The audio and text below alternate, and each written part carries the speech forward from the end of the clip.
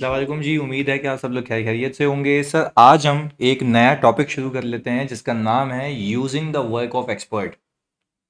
और इसको अगर सही से पढ़ा जाए तो सर हम कहते हैं using the work of auditors expert. अच्छा सर, ज़रा उसकी कुछ पैरामीटर्स और कुछ उसकी मंतक समझ लेते हैं। आप समझिए कि लेट से सर आप ऑडिट करने गए किसी इंश्योरेंस कंपनी का। आपसे ऑडिट करने गए किसी इंश्योरेंस कंपनी का, सही है जी। अच्छा, इंश्योरेंस कंपनी का जो टेक्निकली एक्सपेंस होता है ना, एक्सपेंस, सही है, वो होता है क्लेम एक्सपेंस। एक बहुत बड़ा चंक होता है इसका। सर पहले ये समझें कि क्लेम एक्सपेंस क्या होता है। सर क्लेम एक्सपेंस होता ये है कि भाई आपने किसी को इंश्योरेंस पॉलिसी इशू की हुई है, उसने भाई एक व्हीकल इंश्योरेंस कराई हुई है। अब उसकी कार ठुकी, वो आएगा आपके पास, बोलेगा भाई ये मेरा क्लेम है, आप मुझे भरें, मेरी कार सही करवा के दें। तो आप बोलेंगे भाई इसको वर्कशॉप पे लेके जाओ, आप भूल जाएं अब हमारा काम है, हम वर्कशॉप वाले को हम पैसे दे देंगे। तो वो आपका हो गया क्या, क्लेम एक्सपेंस। अच्छा बात समझिएगा, अब जो इंश्योरेंस रूल्स है, अब जो इंश्योरेंस रूल्स है एंड आपका आईएफआरएस है, वो ये कहता है कि भाई जिस साल का इवेंट है ना उसमें चीज recorded due to matching concept, due to matching concept. अच्छा भाई, तो वो कहता ही है इंश्योरेंस कंपनीज को कि भाई आप एक काम करें, ये तो हो गए जिस जो मैंने अभी बात कही, ये हो गए इंकर्ड क्लेम्स। ये क्या हो गए जानी, इंकर्ड क्लेम्स। वो क्लेम्स जो इंकर हो गए, जो तुम्हें पता भी लग गए। फिर वो कहता है कि भाई कुछ क्लेम्स ऐसे होंगे, सुनिएगा, कुछ क्लेम्स ऐसे होंगे जो कि इंकर हो गए होंगे 31 दिसंबर से पहले, और अब तक रिपोर्ट नहीं हुए होंगे by whatsoever reason, by whatsoever reason, मैं कह रहा हूं अब तक रिपोर्ट नहीं हुए होंगे। बट मैं आपको अगर एक बात कहूं, क्या मैं कह सकता हूं मेरे पास एक पास्ट ट्रेंड होगा। अच्छा, पास्ट ट्रेंड किस चीज का होगा, समझिएगा, पास्ट ट्रेंड किस चीज का होगा सर, पास्ट ट्रेंड इस चीज का होगा कि भाई इससे पहले सालों में, इससे पहले सालों में कितने ऐसे क्लेम्स ईयर एंड के बाद रिपोर्ट हुए हैं, इवन अकाउंट्स की ऑथराइजेशन के बाद, जो इंकर हुए थे ईयर एंड से पहले। यानी हमने बोला होगा, क्लेम आया होगा भाई ये गाड़ी कब ठुकी थी, उसने बोला भैया बहुत पहले ठुकी थी, अब व्हाट्स एवर रीजन की वजह से मैं क्लेम फाइल नहीं कर पाया, व्हाट्स एवर रीजन की वजह से मैं क्लेम फाइल नहीं कर पाया, यानी क्लेम हो गया था, इंकर हो गया था, रिपोर्ट नहीं हुआ था, यानी इंकर्ड बट नॉट रिपोर्टेड। तो इसके लिए क्योंकि आपको अंदाजा नहीं होता ना कि मार्केट में कितने एक्सीडेंट्स हो रहे हैं, तो ये सारा काम करता है एक्चुअली, सारा काम कौन करता है, एक्चुअली। यानी सर इंश्योरेंस कंपनी को ये कहा गया कि भाई आप एक एक्सपेंस तो बुक करें जो कि इनकर्ड क्लेम्स का है, और फिर एक्चुअली को अपॉइंट करें जो कि एक्सपर्ट है, वो वैल्यूएशन का एक्सपर्ट है, लाइबिलिटी वैल्यूएशन का एक्सपर्ट है, जो कि एस्टिमेटेड लाइबिलिटी होगी, वो असल में नहीं होगी, इनकर्ड बट नॉट रिपोर्टेड, एक अंदाजे वाली लाइबिलिटी होगी। यानी अब इस बात को ये समझें कि उसके पास पूरा एक पैटर्न होता है कि भाई किस किस नेचर की कार थी, कितने कितने क्लेम्स आते रहे पास के अंदर, उसके पास मार्केट का डेटा अवेलेबल होता है कि मार्केट में कितनी रिपोर्ट्स हैं एक्सीडेंट की, वो सबको पाइल अप करके पूरी इन्फ्लेशन को इनकॉर्पोरेट करके एक चेन लैडर मेथड अप्लाई करता है। कौन सा मेथड, चेन लैडर मेथड। अच्छा, चेन लैडर मेथड का मतलब ये होता है कि वो भाई एक चेन के जरिए पूरी सीक्वेंस बनाता है कि पिछले प्रीवियस ईयर्स में ये इवेंट्स होते रहे, मल्टीपल मल्टीपल प्रोबेबिलिटीज लगा के, कि पहले इस नौयत का क्लेम आया है कि मिरर चोरी हुए थे तो उसका इतना एक्सपेंस था, आगे इतना आया तो उसका इतना एक्सपेंस था, तो वो प्रोजेक्ट करता है चीजें। भाई आपका काम तो नहीं है ना, आप इसके एक्सपर्ट नहीं है, मैनेजमेंट इसकी एक्सपर्ट नहीं है, तो मैनेजमेंट ने इसकी वैल्यूएशन के लिए एक एक्सपर्ट अपॉइंट किया होगा, जिसको मैं कहता हूं मैनेजमेंट एक्सपर्ट, जिसको मैं क्या कहता हूं जानी, मैनेजमेंट एक्सपर्ट। तो मैनेजमेंट के एफएस के अंदर बात समझिएगा, मैनेजमेंट के एफएस के अंदर क्या मैं कह सकता हूं कि इंश्योरेंस कंपनी के एफएस के अंदर इंश्योरेंस लाइबिलिटीज आ रही होगी, क्या आ रही होगी यानी इंश्योरेंस लाइबिलिटीज। अच्छा, अब इंश्योरेंस लाइबिलिटीज के दो हिस्से होंगे, एक होंगे सर रिपोर्टेड क्लेम्स और एक होंगे आईबीएनआर। इंकर्ड बट नॉट रिपोर्टेड, यानी वो इंकर तो हो गए बट रिपोर्ट नहीं हुए। तो सर मुझे आप एक बात तो समझाएं कि ये वाली जो अमाउंट है, ये वाली जो लायबिलिटी की अमाउंट है, क्या मैं कह सकता हूँ ये एक एक्सपेक्टेड अमाउंट है? यस सर, एक्सपेक्टेड अमाउंट है। इसको हम ये भी कह सकते हैं सर ये एक एस्टिमेटेड अमाउंट है। यस सर, ये भी कह सकते हैं। मैंने आपको की ऑडिट मैटर में सिखाया था, इसमें हाई एस्टिमेशन अनसर्टेनिटी है, बहुत सारे एस्टिमेट्स इन्वॉल्व होंगे यहाँ पे। तो ये किसी नॉर्मल अकाउंटेंट का काम नहीं है, इवन बीइंग अ सीए भी मेरा काम नहीं है, क्योंकि इसका मैं एक्सपर्ट नहीं हूँ, मैं तो अकाउंटिंग और ऑडिटिंग का एक्सपर्ट हूँ। तो आपके इस बात पे यकीन रखते हैं कि ये टेक्निकली जो वैल्यूएशन की होगी, जिसका इम्पैक्ट एफएस के अंदर आ रहा है, जिसके अंदर एफएस के अंदर आ रहा है, इसके वैल्यूएशन का इम्पैक्ट सिग्निफिकेंट होगा, इसका वैल्यूएशन का इम्पैक्ट सिग्निफिकेंट होगा। तो आप मुझे एक बात बताओ, जब मैनेजमेंट ने एक्सपर्ट को अपॉइंट किया इस चीज़ की वैल्यूएशन के लिए, तो अगर मैं ऑडिट एविडेंस ऑब्टेन करने जाऊंगा, अब ज़रा कनेक्ट करता हूं मैं, जब मैं ऑडिट एविडेंस को ऑब्टेन करने जाऊंगा, तो आप ये भी तो बात माने ना कि जब मैं ऑडिट एविडेंस को ऑब्टेन करने जाऊंगा, मैं इस IBNR को तो वेरीफाई नहीं कर पाऊंगा। देखो, इसको तो वेरीफाई कर लूंगा, रिपोर्टेड क्लेम्स को कैसे वेरीफाई करूंगा भाई? रिपोर्टेड क्लेम्स को ऐसे वेरीफाई करूंगा, मैं बोलूंगा भाई आप मुझे बताएं जो क्लेम फाइल हुआ था कैसे हुआ था, या तो उसने ईमेल की थी, फोन किया था, क्या था, उसकी इंश्योरेंस पॉलिसी दिखाओ, उसकी कवरेज दिखाओ। मैं ये चेक कर लूंगा कि भाई वेयर हाउस में जो गई थी, वेयर हाउस बोल रहा हूँ सर, जो वर्कशॉप पे उसकी जो व्हीकल है वो गई थी, तो उस पर खर्चा कितना आया, वो एक्सपेंस की बिलिंग देख लूंगा। तो मैं देख लूंगा क्या इन्होंने जो एक्सपेंस बुक किया है या लाइबिलिटी बुक की हुई है वो सही बुक की हुई है, नहीं की हुई है, तो मैं कर सकता हूँ, पर ये तो एस्टिमेटेड है। ऐसा काम जो एक्सपर्ट ने किया है तो उसको चेक भी तो एक्सपर्ट ही करेगा ना, जिसको मैं कहता हूं ऑडिटर्स एक्सपर्ट। जिसको मैं कहता हूं कि अगर मैनेजमेंट ने अपना एक्सपर्ट अपॉइंट किया है for something that should be appeared in financial statements, for something that should be appeared in financial statements, तो उस चीज को वेरीफाई करने के लिए हो सकता है कि मैं भी अपना एक्सपर्ट अपॉइंट करूं। तो उस केस में मैं कहूंगा कि auditor is using the work of auditors expert, अपने एक्सपर्ट का काम यूज कर रहा है, अपने एक्सपर्ट का काम यूज कर रहा है। तो सर क्या मैं कह सकता हूं कि आपको अभी तक मैंने सिर्फ फ्रेमवर्क बताया कि why do we use auditor expert, just because के एफएस के अंदर अगर एक अमाउंट आ रही है जो कि वेरीफाई की है, जिस जो कि कैलकुलेट की है किसने, एक्सपर्ट ने, तो उसको वेरीफाई भी कौन करेगा भाई? एक्सपर्ट करेगा, क्योंकि मैं खुद से ऑडिट एविडेंस नहीं ले सकता। मैं खुद से ऑडिट एविडेंस नहीं ले सकता क्योंकि मुझे सफिशिएंट अप्रोप्रिएट ऑडिट एविडेंस नहीं मिलेगा, क्योंकि मेरे पास इतनी टेक्निकलिटीज और इतनी एक्सपर्टीज नहीं है।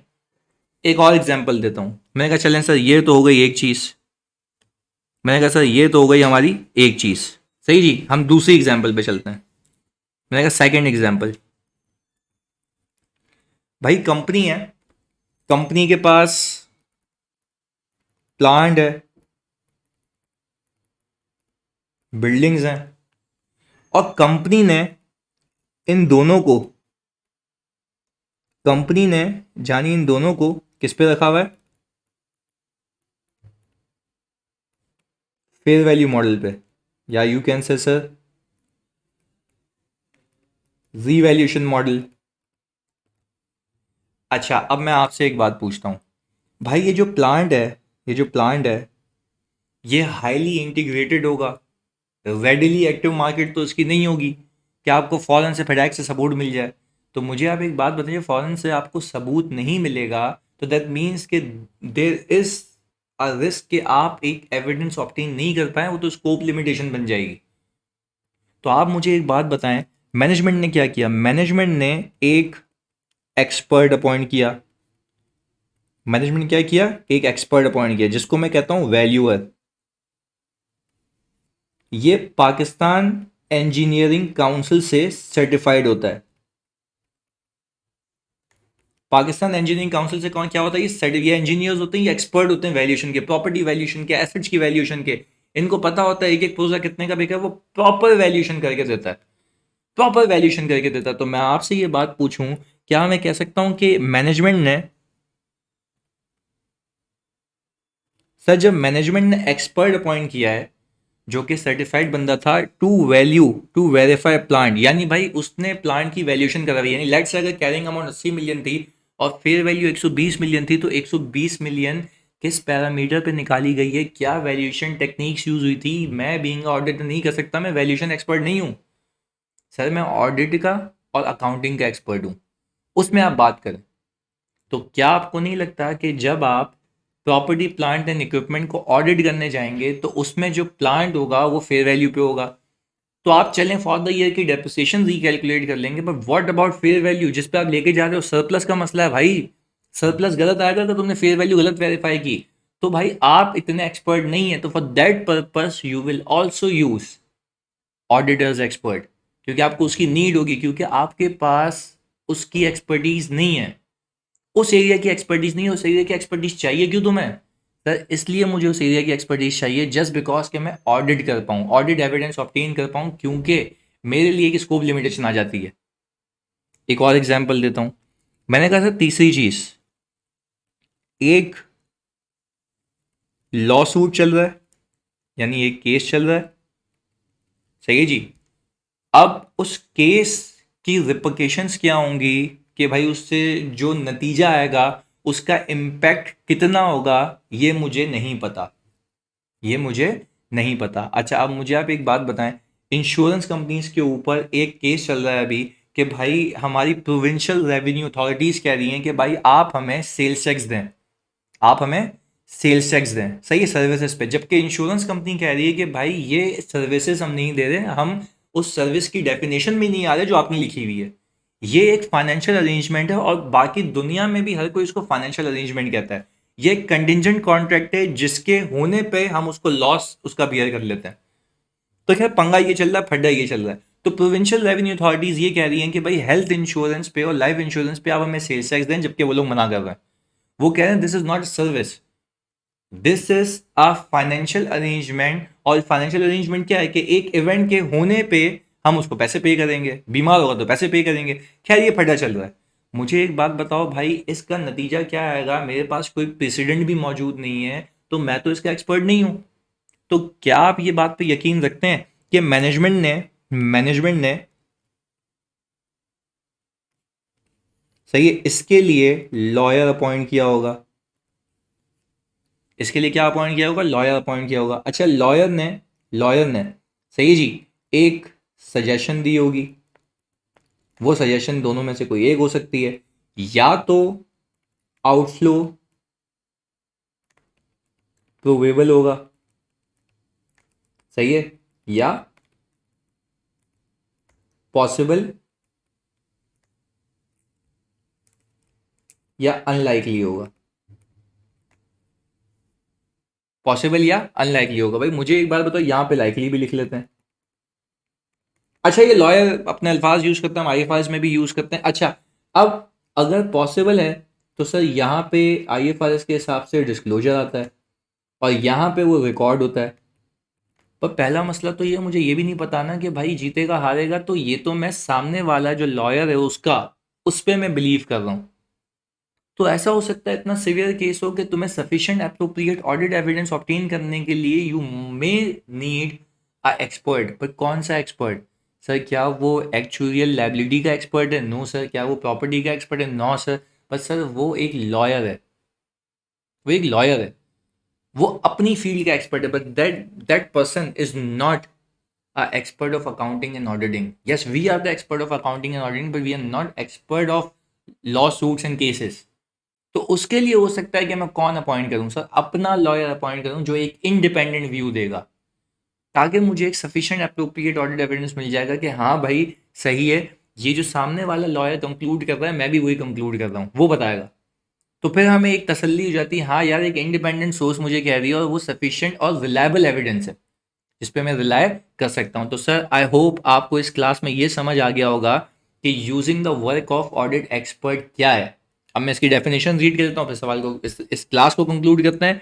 बोला स्कोप क्या है इसका? Deals with the auditor's responsibility relating to the work of an individual, यानी एक बंदा भी अपॉइंट कर सकते हो, और organisation in the field of expertise. यानी और ये जो आयजा डिजाइन किया गया है 620, ये इस मद में किया गया है कि ये ऑडिटर की जिम्मेदारियां बताता है। किस चीज से रिलेटेड? देखिएगा, relating to the work of an individual, यानी एक बंदा या organisation in the field of expertise other than accounting and auditing. भाई अगर उसके लिए एक्सपर्टीज चाहिए तो फिर तुम क्या कर रहे हो? बात क्लियर है? तो ये एज अ डील करता है ऑडिटर की जिम्मेदारियों से, जो कि किस जिम्मेदारियों में क्या आता है उसकी ऑडिटर की जिम्मेदारियों में, कि भाई relating to work of an individual या ऑर्गेनाइजेशन, जो ऑर्गेनाइजेशन या इंडिविजुअल एक्सपर्ट हो अदर देन ऑडिटिंग और अकाउंटिंग का। आगे देखिएगा, when that work is used to assist the auditor in obtaining sufficient appropriate audit evidence, यानी जब मैं उसका काम यूज करूंगा तो उसके काम को यूज करके मुझे क्या मिलेगा? Sufficient appropriate audit evidence. अगर मैं यूज नहीं करता तो मुझे वो सबूत नहीं मिल पाता, क्योंकि मैं सामने वाली की चीज पर रिलाय नहीं कर सकता जो मुझे मैनेजमेंट कह रहा है। बात क्लियर है? तो मिलते हैं अगली क्लास में। जज़ाकल्लाह।